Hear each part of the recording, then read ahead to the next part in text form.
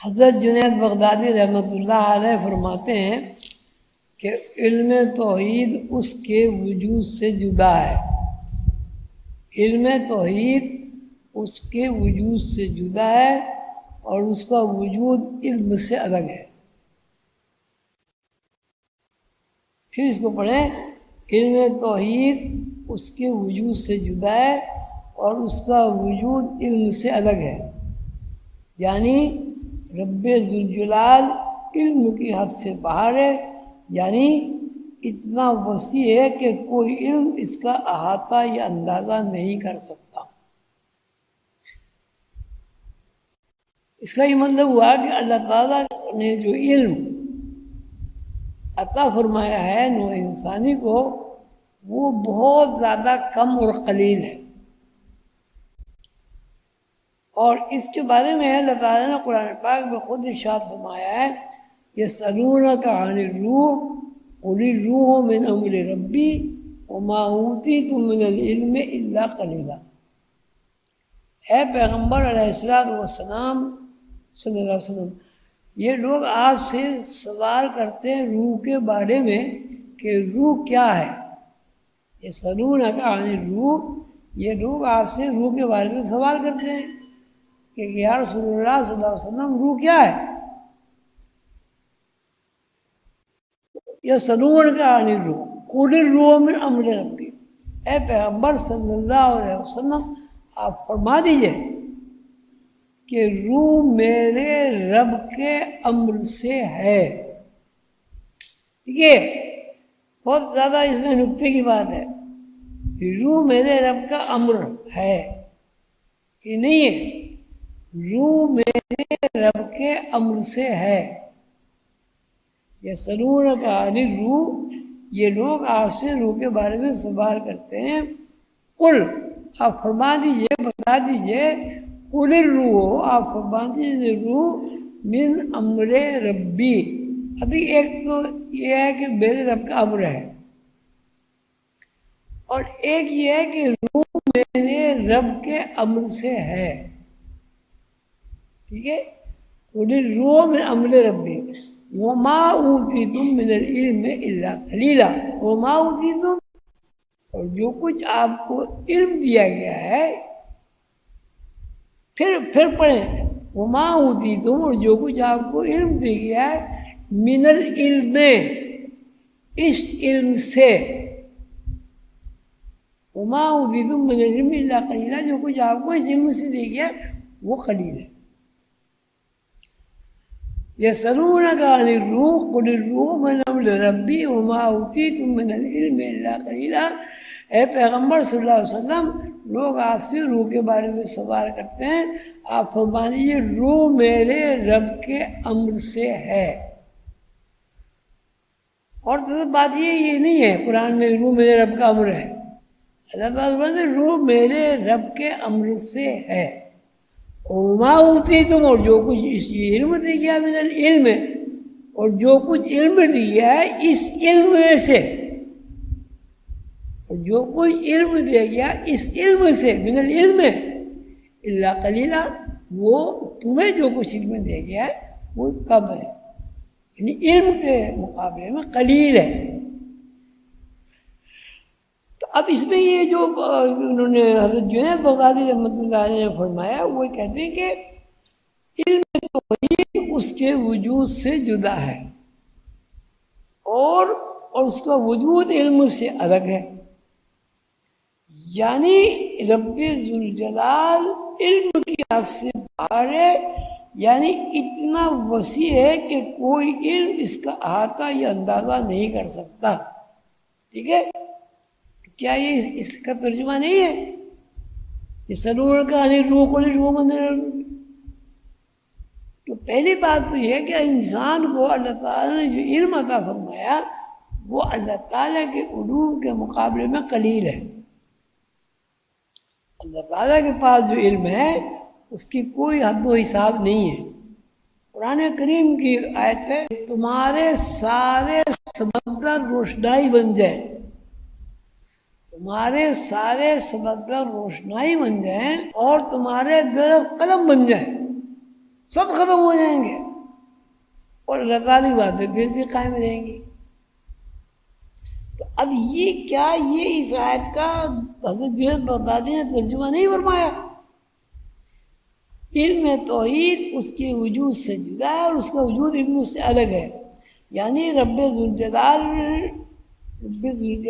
علم کی حد سے پار ہے، یعنی اتنا وسیع ہے اس کا علم کہ کوئی علم اس کا آتا ہی اندازہ نہیں کر سکتا۔ ٹھیک ہے، یسألونک عن الروح قل الروح من امر ربی وما اوتیتم من العلم الا قلیلا۔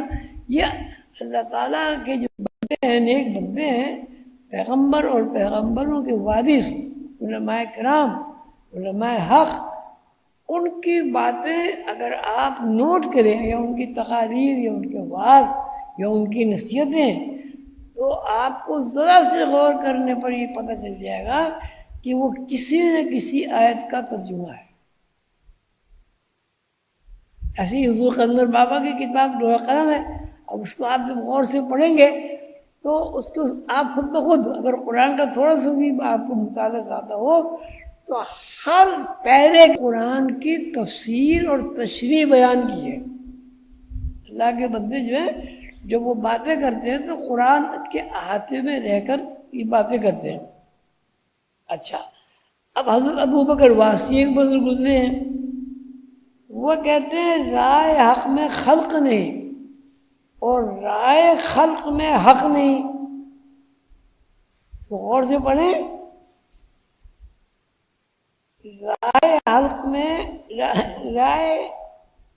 میں خلق نہیں اور رائے خلق میں حق نہیں، یعنی یہ بندے جو اس کے ادراک کا دعویٰ کرنے لگتے ہیں اس کی ذات بشریت کے ادراک سے زیادہ عرفہ و اعلیٰ ہے، جس تک پہنچنا ناممکن ہے۔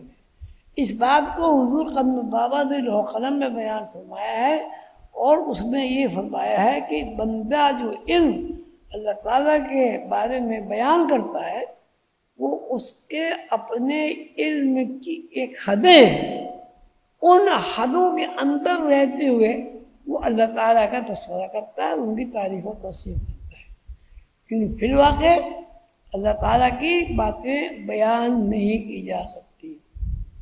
ابھی میں نے وہ آپ کو تجربہ سنایا تھا کہ سارے سمندر روشنائی بن جائیں اور سارے درخت قلم بن جائیں تو درخت کے قلم کتنے بنیں گے؟ گنتی ختم ہو جائے گی، کمپیوٹر فیل ہو جائے گا آپ کا۔ کتنے درخت ہوں گے؟ ایک بڑے درخت میں کم از کم بھی 1 لاکھ 1.5 لاکھ قلم تو بن جائے گا بڑے آسانی سے۔ تو اب اس میں یہ نقطہ بیان کیا ہے کہ اللہ تعالیٰ کا علم لامحدود ہے۔ اس کو قرآن پاک میں اللہ تعالیٰ نے یہ بھی فرمایا یسألونک عن الروح، روح بھی اللہ کا علم ہے۔ یسألونک عن الروح، اے پیغمبر صلی اللہ علیہ وسلم، لوگ آپ کے بارے میں، لوگ روح کے بارے میں آپ سے سوال کرتے ہیں۔ یسألونک عن الروح، روح سوال، لوگ روح کے بارے میں سوال کرتے ہیں۔ قل الروح، قل مانے فرما دیجئے، قل الروح من امر ربی، آپ فرما دیجئے کہ روح میرے رب کے علم سے ہے، من امر ربی۔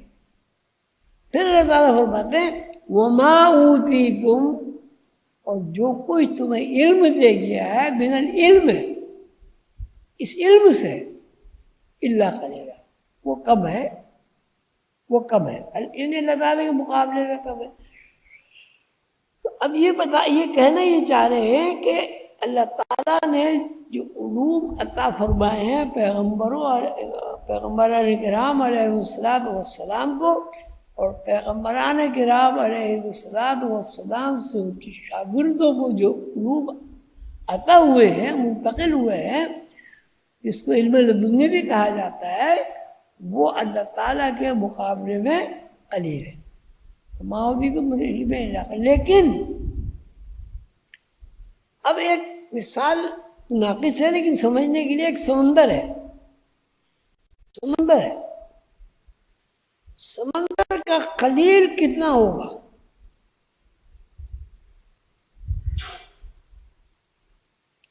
سمندر ہے بہت بڑا، اس کا قلیل کتنا ہوگا، اس کا تھوڑا کتنا ہوگا بھائی، کتنا ہوگا، ناپ سے باہر ہوگا. یہ سمندر ایک، اس کو آپ کیسے کہیں گے جی سمندر میں اتنا پانی ہے؟ ایسے اندازہ قیاس کر لیں گے آپ، لیکن نہیں. پھر بے شمار سمندروں میں سے ایک سمندر. مثال کے طور پر سمجھنے کے لیے میں آپ سے کہہ رہا ہوں کہ اللہ تعالیٰ کا علم جو ہے وہ بہت زیادہ ہے. اس میں سے قلیل علم اللہ تعالیٰ نے انسان کو عطا فرمایا ہے. وما اوتیتم من العلم الا قلیلا. اچھا، وہ حضرت ابو بکر واسطی کا قول بڑا غور طلب ہے. وہ یہ ہے کہ رائے حق میں خلق نہیں اور رائے خلق میں حق نہیں. یہ اصطلاح ہے، مشکل ہے اس کی وضاحت یہ ہوتی ہے، یعنی یہ بندے جو اس کی ادراک کا دعویٰ کرنے لگتے ہیں، یعنی وہ بندے جو یہ کہتے ہیں جی ہمیں علم روحانیت آتا ہے، ہم علم روحانیت جانتے ہیں، تو وہ علم کا جو دعویٰ ہے وہ جو بھی کچھ وہ کرتے ہو، لیکن اگر غور فکر کیا جائے اور اللہ کی ذات کو سامنے رکھ کر اس بات پر تفکر کیا جائے تو اس کی ذات بشریت کے ادراک سے زیادہ عرفہ و اعلیٰ ہے. اس کا کیا مطلب ہوا؟ اس کے مطلب بشریت کے اندر جتنی فہم ہے، جتنی عقل ہے، جتنی سمجھ ہے، جتنی دانائی ہے، جتنا ادراک ہے، اللہ تعالیٰ جو ہے اس سے ماورا، اتنے ماورا ہیں کہ آدمی کسی بھی طرح اللہ تعالیٰ کی ذات کو اپنے ادراک میں سمو نہیں سکتا. اللہ تعالیٰ کی تعریف تو بیان کر سکتا ہے، لیکن تعریف جو وہ بیان کرے گا کوئی انسان، ایک تو ہر انسان تعریف بیان نہیں کر سکتا جب تک کہ وہ اس سے واقف نہ ہو، لیکن جو لوگ بیان بھی کر سکتے ہیں جتنا ان کا ادراک ہے وہ چھوٹا سا ہے، اس ادراک کے دائرے میں رہ کے اللہ تعالیٰ کو بیان کر سکتے ہیں. وہ یہ بتانا چاہ رہے ہیں حضرت ابو بکر واسطی کہ اللہ تعالیٰ کا جو علم ہے وہ انسان کے ادراک سے، فہم سے، عقل سے، شعور سے، لاشعور سے، سمجھ سے، فہم سے ماورا ہے. اب جو روحانیت جو آپ سیکھتے ہیں، آپ کہیں گے جی پھر سیکھیں کیسے؟ اب اللہ تعالیٰ نے ایک علم مخصوص کیا بندوں کے لیے. اپنے مثال کے طور پر ایک سمندروں میں سے اللہ تعالیٰ نے ایک نہر کا علم مخصوص کر دیا کہ بھائی سمندر کا یہ جو پانی ہے، اب زمین کے اوپر 3 حصے پانی ہے. یہ پہلے بھی میں آپ کو سمجھا چکا ہوں. علوم 2 ہیں، ایک علم حضوری ہے، ایک علم حصولی ہے. علم حصولی جو ہے وہ قیاس پر مبنی ہے. قیاس ہے وہ. اب قیاس کا مطلب قیاس کا مطلب کیا ہوا بھائی؟ یعنی کوئی حتمی بات نہ کہنا. اچھا کوئی حتمی بات نہیں تو اس کے پر اعتماد کیسے کریں؟ جب کوئی حتمی بات نہیں ہے، مطلب اب یہ ایک ہے، ایک 2 3 4، اب ایک جو ہے قیاسی علم ہے یا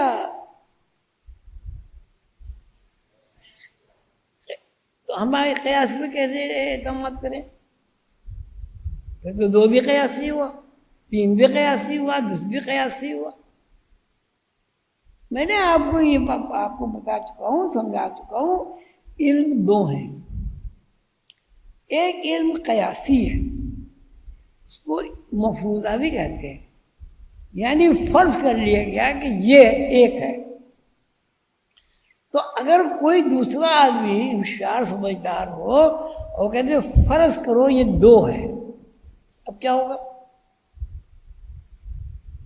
اور اس دو کو سب مان لیتے ہیں تو ایک کی کیا حیثیت ہوگی؟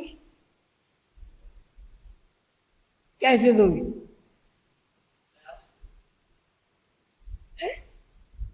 ہاں بھائی، اگر فرد دو کو قیاس کر لیا جائے کہ دو اثر ہیں، ایک کی کیا حیثیت ہوگی؟